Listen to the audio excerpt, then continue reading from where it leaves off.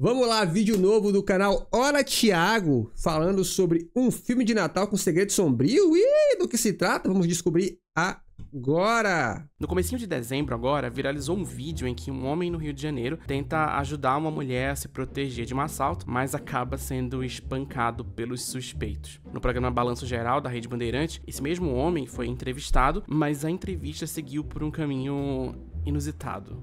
Acho que é um problema universal.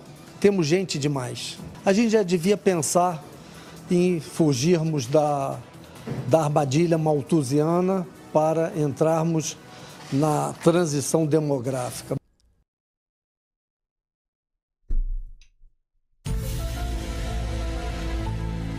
Que? Como é? Muita gente assistiu isso e lembrou do Thanos e seu plano de aniquilar metade do universo para preservar recursos. This universe is finite, its resources finite. If life is left unchecked, life will cease to exist. Eu também lembrei disso, óbvio, mas enquanto esse assunto amadurecia na minha cabeça, uma outra lembrança também do cinema foi aparecendo. Mas era uma lembrança mais antiga, dos anos 80, para ser mais específico, 20 anos atrás. Caraca! Cara, Gremlins é um bom filme, né? Que ele consegue ser assustador ao mesmo tempo que é engraçado. Sim, Gremlins. Lembra dos Gremlins? Nesse vídeo a gente vai conversar sobre Gremlins e eu já deixo aqui a minha promessa de que no final vai fazer sentido, eu acho. Ó, vamos lá, que promete. Ok, faltam 3. Gremlins pra mim, a melhor fase, eu acho que é no Gremlins 2, em que durante a dominação dos Gremlins, um deles, que era um que fala muito articuladamente, tá dando entrevista. E aí o entrevistador pergunta, tipo um programa desses tipo do Jô Soares, assim, né? Aí o cara pergunta, o que vocês querem? Ele fala, na verdade, nós queremos construir uma sociedade. E ele fala isso enquanto fuma um cigarro. E atrás dele tá os outros Gremlins de metralhadora. Fazendo muito bom.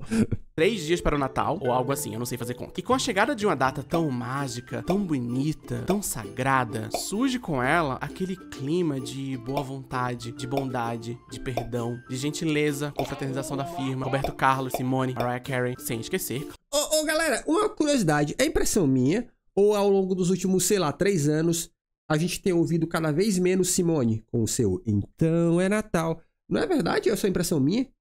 Eu escuto muito mais hoje a Mariah Carey do que a Simone, cara. E antes era o contrário. Você passava nas lojas e tava tocando Simone, Então é Natal. No máximo, música de Natal em versão cavaquinho. Mas eu tenho escutado muito menos. Claro, dos grandes aniversariantes desse mês, Jesus Cristo e Jéssica Caiane. Dezembro também é uma época de rever A GQ é do Natal? filmes de Natal. Filmes que retratam as temáticas típicas das festas de fim de ano, como Ouvi Simone na ceia ontem? Ó, então você viveu um milagre de Natal. família, generosidade, perdão e monstros que se reproduzem desordenadamente, contaminam o estilo de vida americano e espalham caos e baderna numa cidade inteira. Sim, eu tô falando de Gremlins, né? Esqueceu já? Eu acabei de falar, gente. Ou você não sabia que Gremlins é um filme de Natal? É verdade. Mas antes de elaborar mais essa verdade. ideia, eu preciso falar com vocês sobre o patrocinador desse vídeo. A EBAC, a Escola Britânica de Artes Criativas e Tecnologia, que também O tripé do patrocínio, hein? EBAC, Insider e Alura e que mais?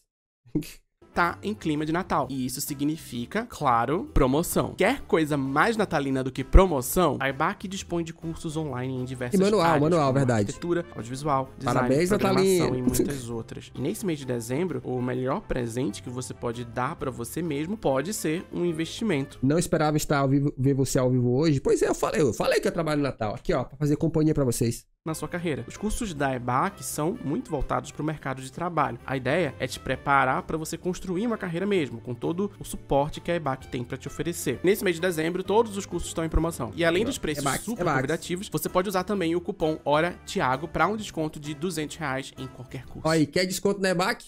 Cupom Hora Thiago. Então tem preço promocional e o desconto do meu cupom em cima desse preço promocional. Vai lá no link que tá na descrição desse vídeo ou aponta o seu dispositivo pra esse QR Code que tá aparecendo aqui na tela. Ó. Aproveita. Agora de volta pro filme de Natal. Gremlins é um filme americano de 1984, dirigido por Joey Dante. Cara, eu sou impressionado, porque assim, ó, tem muito filme desses aí que eles são de 80 e tantos e que a gente só foi assistir no Brasil em 90 e tantos.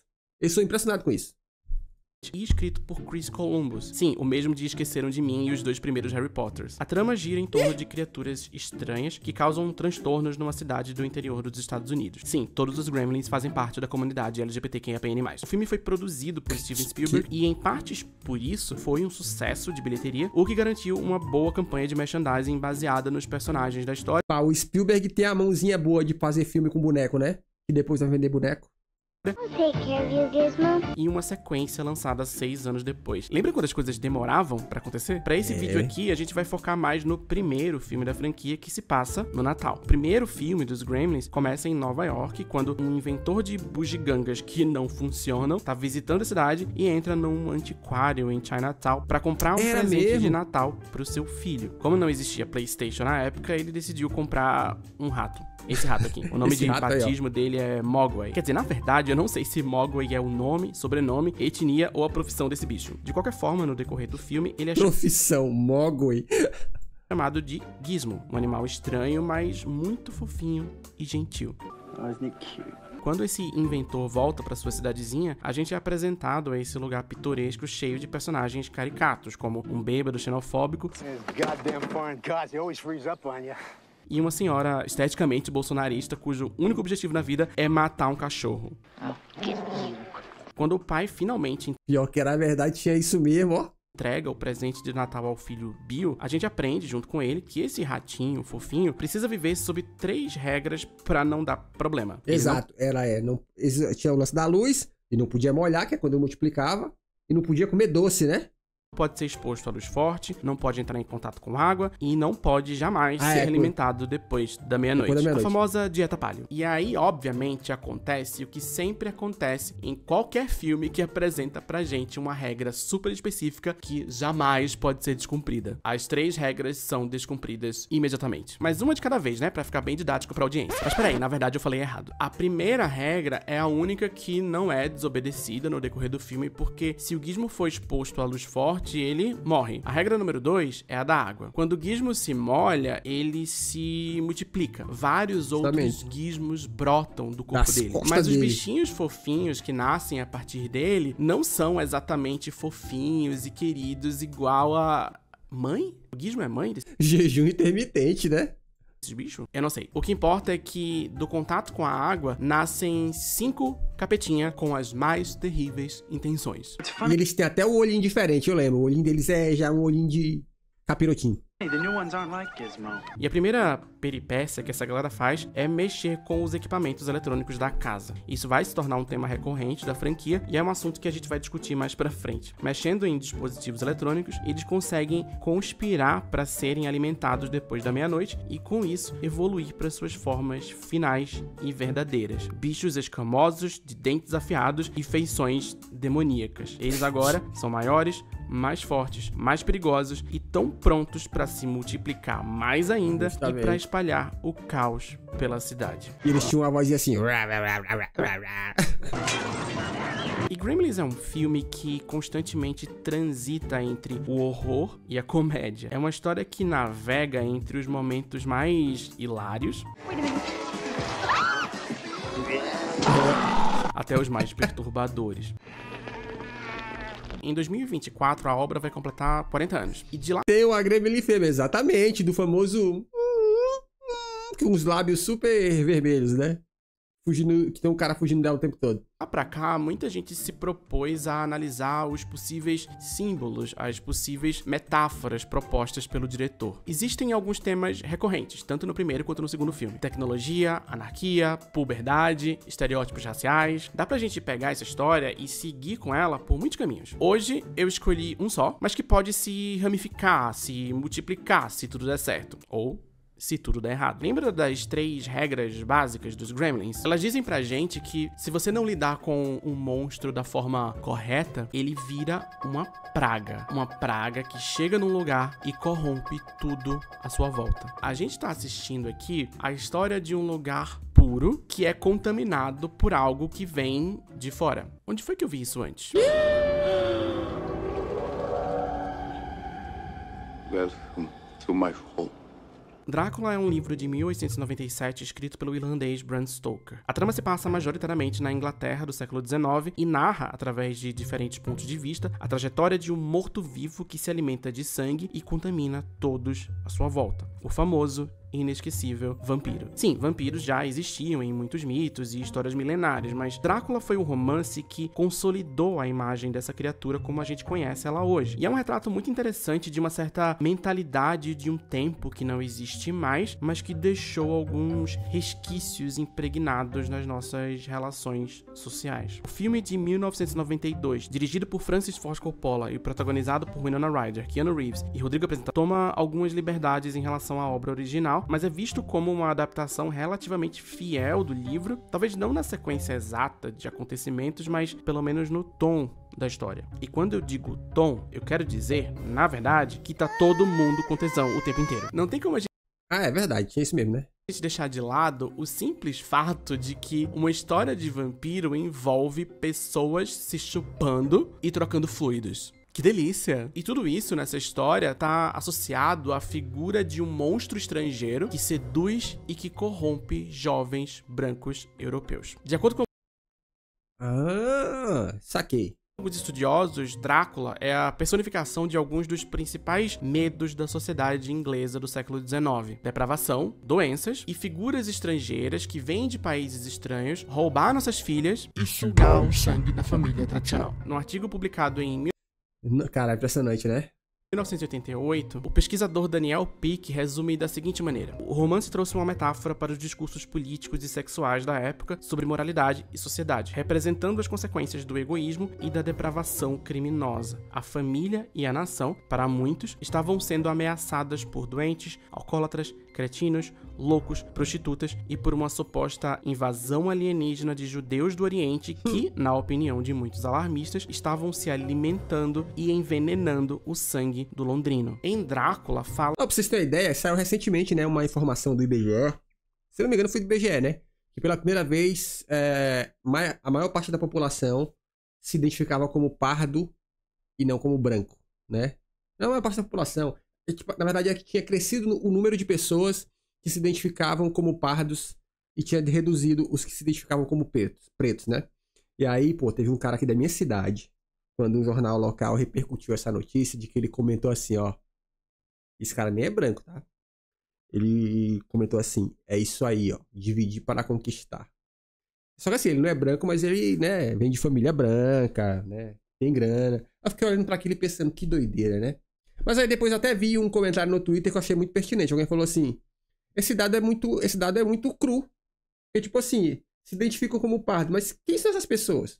Porque, por exemplo, a quantidade de gente que eu vi falando que participou de bancas de faculdade, né? Eles chamam de bancas heteronormativas. Uma coisa assim, se eu não estou errado o nome. Que é banca para definir se a pessoa é, de fato, negra ou não. Ou, na verdade, bancas para definir se a pessoa que está se dizendo negra, de fato, é negra ou não, né? E eles falam assim, cara, a quantidade de gente branca tentando entrar em concurso como preto não é brincadeira, mano. Então, assim, essa galera que tá se identificando como pardo, tá se identificando por quê? Né?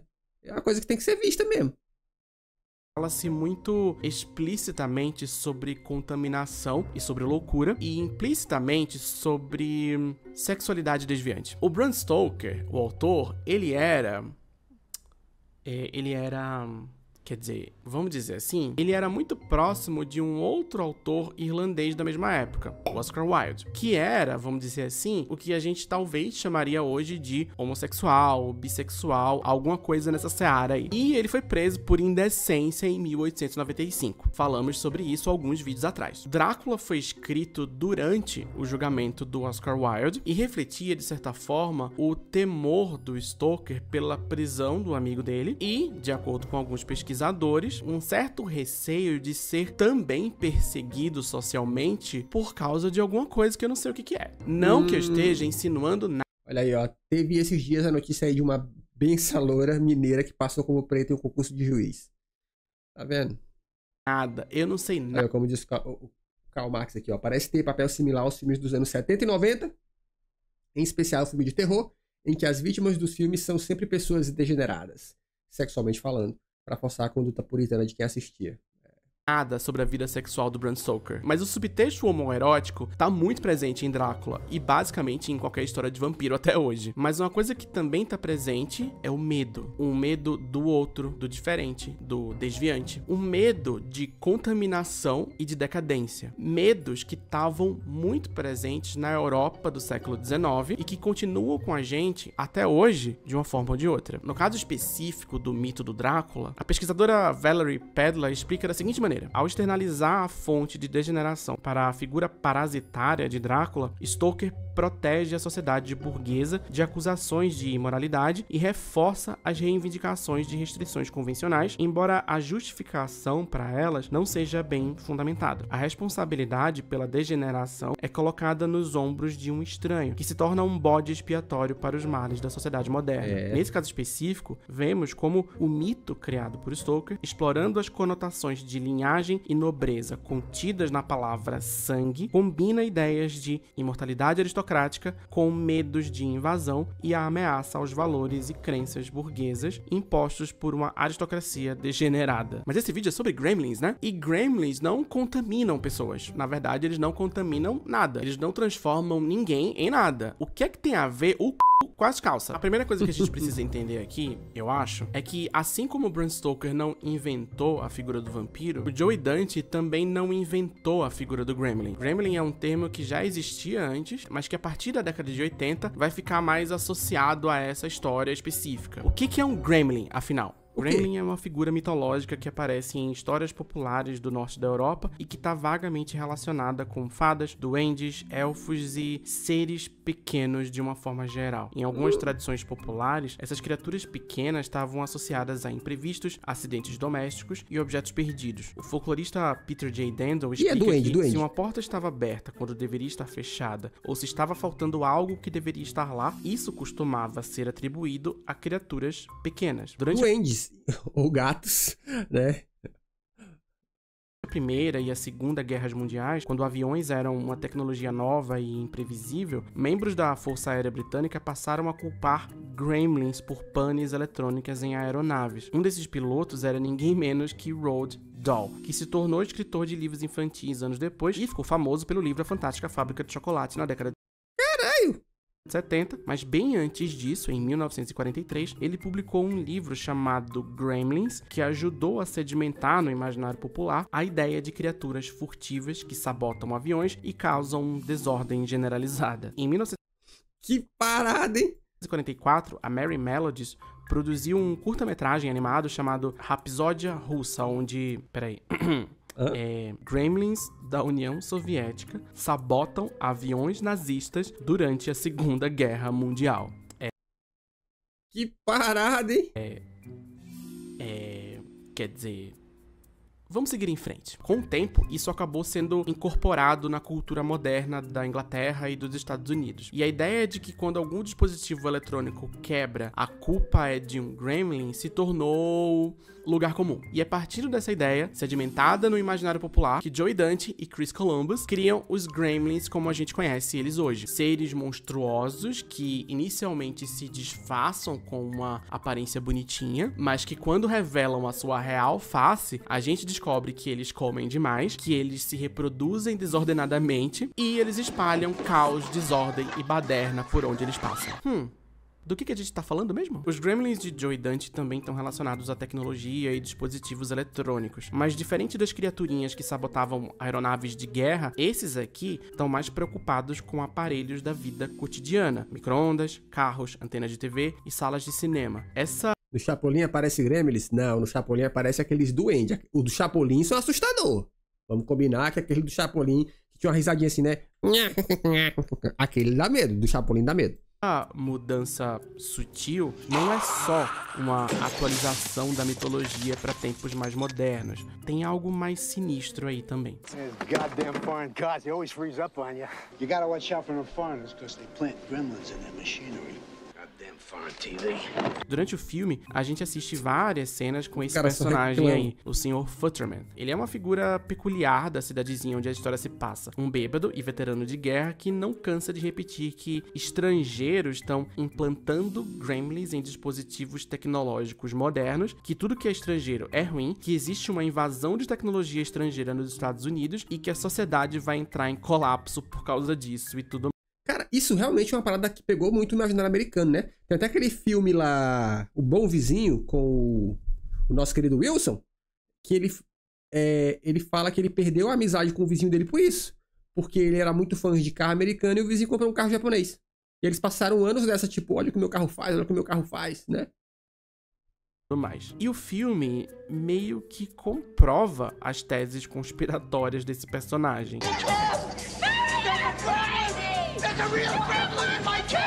Porque, de fato, existem gremlins sabotando dispositivos eletrônicos. E esses gremlins, de fato, vieram de fora, aparentemente. O que o diretor Joe Dante simboliza nessas criaturas são várias das angústias do norte-americano do final do século XX. Estereótipos de classe e, principalmente, essa ansiedade com a chegada de tecnologia estrangeira, principalmente ali nos anos 80. Especificamente, tecnologia asiática. A autora Wendy Ellison Lee explica que, no final do século XX, muitos passaram a enxergar os asiático-americanos como bem-sucedidos demais, a minoria pronta para se infiltrar e até superar as maiores categorias da elite nacional estadunidense ao conquistar uma representação significativa nas principais universidades. Esses sentimentos ambíguos em relação aos asiático-americanos coincidiram com uma inquietação quanto ao surgimento dos países asiáticos, especialmente o Japão, como potências tecnológicas e econômicas. E lembra, Gizmo veio de Chinatown, de uma loja estereotipicamente asiática. Esse imaginário oriental estereotípico que a gente associa ao Japão, à China e à Coreia, por exemplo. E ao chegar numa cidadezinha americana, por descuido de pessoas que deveriam ter se precavido melhor, que deveriam ter controlado melhor essa criatura estrangeira, ele se reproduz, ele se multiplica e a sua prole se espalha pela cidade, sabota todos os dispositivos eletrônicos locais, ou seja, sabota o dia a dia daquela sociedade, sabota a vida mundana daquelas pessoas e destrói o pacto civilizatório. Tudo que acontece nesse filme pode ser lido como uma representação caricata de uma suposta infiltração asiática na cultura norte-americana. Essa não é a única leitura possível, óbvio, tem algumas outras possibilidades também. Alguns pesquisadores apontam que os gremlins podem representar o estereótipo da população negra estadunidense. Aquelas pessoas que, quando se mudam para um bairro previamente ocupado exclusivamente por pessoas brancas, contaminam a vizinhança, desvalorizam os imóveis e, enfim, espalham caos e destruição e baderna.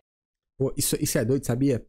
Tem uma entrevista da Oprah, a Oprah Winfrey, né? A gigantesca americana apresentadora, bilionária e tal. Cara, nos anos 80, ela é repórter de um programa. Ela foi a uma cidade do interior dos Estados Unidos, onde literalmente estava rolando uma reunião, tipo associação de moradores, da galera que não queria que os negros se mudassem pra lá. E, cara, literalmente ela foi lá entrevistar e piriri pororó. Tem vídeo disso, cara. Ela literalmente assim, ó. Ela foi pela rede de televisão, ela disse que foi e voltou no mesmo dia.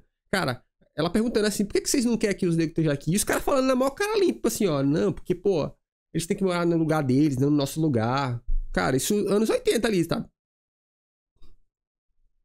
Porque eles se reproduzem demais. E faz tempo que eu não bato nessa tecla por aqui, mas é importante relembrar. Um monstro nunca é só um monstro. Quase sempre, o monstro de um filme é alguém, uma pessoa ou um grupo de pessoas que não são vistas como pessoas. Isso não necessariamente significa que existe intenção nessas representações. Às vezes existe a intenção e às vezes é apenas o cinema, a arte de uma forma geral, replicando o imaginário de um tempo ou a ideologia dominante. Mas vamos voltar pro filme. Um dos aspectos mais definidores dos gremlins de Joe Dante é a facilidade com que eles se reproduzem. Basta uma gotinha d'água para que a quantidade de criaturas aumente exponencialmente. Mas não é só isso não. Em vários momentos parece que os Gremlins querem se reproduzir, que eles gostam de se reproduzir. Esse gostar fica ainda mais evidente no segundo filme, onde a cena final envolve os Gremlins se multiplicando freneticamente, como se eles estivessem numa orgia alucinante. Aqui,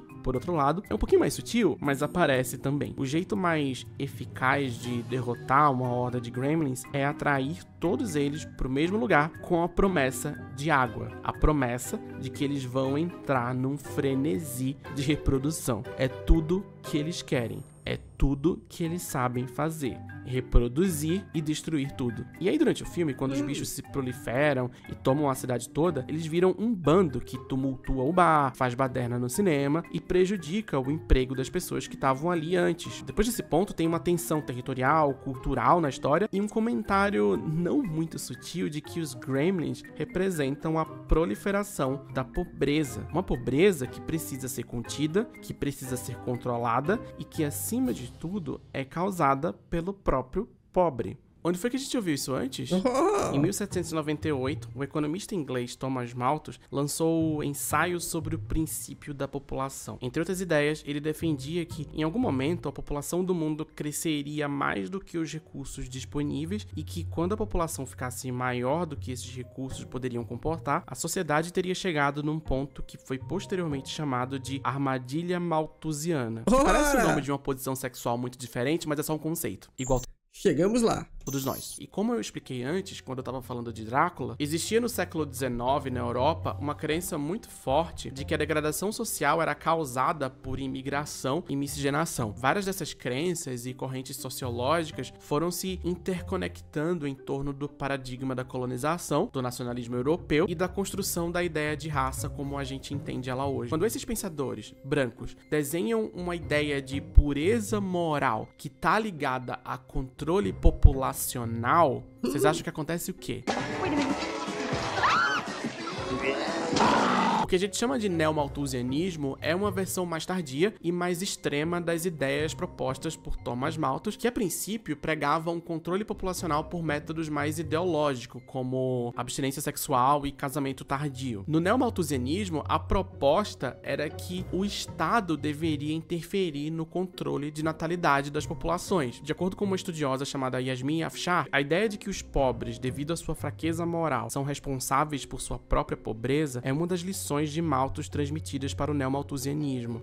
Que hoje, se a gente parar para analisar, se traduz como na história do o pobre erra porque ele não tem educação financeira. Ora, a história se repete, né, chat? A doutrina adquire ao longo do século XX traços nitidamente racistas e até eugenistas, ao pregar o controle de natalidade de maneira seletiva para determinados estratos da população ou para certos países e regiões. Essas ideias são bastante perigosas e elas não estão distantes da gente, não. O controle populacional como uma suposta chave para resolver os problemas do mundo é uma premissa falha, que ignora como esses recursos que existem, que estão disponíveis, são distribuídos de forma desigual para a população que já existe. O problema não é que tem pouco recurso e muita gente. O problema é que os 10% mais ricos têm 52% da riqueza mundial, enquanto que os 50% mais pobres ficam com 8,5% do total. Mas mesmo com esses dados gritando na nossa cara o tempo inteiro, a gente ainda tem que ouvir que o Thanos estava certo, ou que violência urbana existe porque tem gente demais. Armadilha malthusiana. E veja só, planejamento familiar é importante, mas planejamento familiar é um conjunto de ações e serviços interdisciplinares que estão centralizados numa ideia muito fundamental: autonomia. Para que uma pessoa tenha autonomia sobre os direitos reprodutivos, ela precisa ter acesso a recursos que possibilitem a ela uma escolha informada e consciente sobre ter ou não ter filhos. Isso inclui, mas não está restrito a creche, emprego, licença maternidade, renda, soberania alimentar e, claro, direito a um aborto seguro. E num país... Exato. E normalmente quem a gente vê com toda a veemência do mundo criticando qualquer ideia que dê autonomia para a pessoa escolher, presta atenção. Geralmente quem defende isso é gente que tem autonomia. Então é gente que tem muita grana, gente que mal cuida dos filhos, que tem empregada pra fazer isso. País como o Brasil, onde o principal marcador de classe social é a raça, essas ideias se tornam particularmente perigosas. Porque se a autonomia das pessoas, em especial das mais pobres, em especial das pessoas negras, não é garantida, isso não é planejamento familiar, é eugenia. É limpeza étnica. Exato. Esse tipo de ideologia não se espalha apenas quando alguém verbaliza essas ideias num programa de TV ou quando um personagem de um blockbuster fala sobre isso abertamente sem que a narrativa ofereça um contraponto. A ideia de que tem pobre demais do mundo porque pobre tem muito filho e que são eles que estragam tudo tá em tudo que é lugar. No cinema e na TV, no jornal, na boca dos super ricos. É uma ideia que se espalha também esteticamente quando a gente compara, por exemplo, moradores de ruas a zumbis. Ou quando a ruína de uma cidadezinha pacífica é causada por um grupo de baderneiros que se reproduzem demais. É claro que isso aqui não sou eu dizendo que Gremlins é um filme que promove eugenia e limpeza étnica. Eu gosto desse filme e eu recomendo que você assista na noite de Natal. Vai ser uma delícia, principalmente depois de tudo que eu falei aqui. Mas é importante a gente pensar que se o monstro de um filme nunca é só um monstro, quais ideias e quais imagens são evocadas por esses monstros? O que está por trás da ideia de que quando uma dada população não é controlada o suficiente, quando não é vigiada o suficiente, quando não é domesticada o suficiente, quando essas pessoas ficam livres para se reproduzirem ao seu bel prazer, quando os corpos dessas pessoas têm autonomia para que elas vivam suas vidas de maneira plena, para que elas sejam felizes, para que elas dancem, para que elas bebam, para que elas explorem suas libidos da forma como elas bem entenderem, isso é uma receita pro colapso social. O que está por trás disso? Em que tipo de mundo a gente estaria vivendo se essas premissas fossem convertidas em políticas públicas? Que realidade paralela seria essa? Mais uma vez, um baita vídeo. Muito, muito bom. Ó, se inscreve no canal porque aqui tem vídeo todo dia. Vídeo exclusivo para membros aqui. E um outro videozinho aqui recomendado pelo YouTube.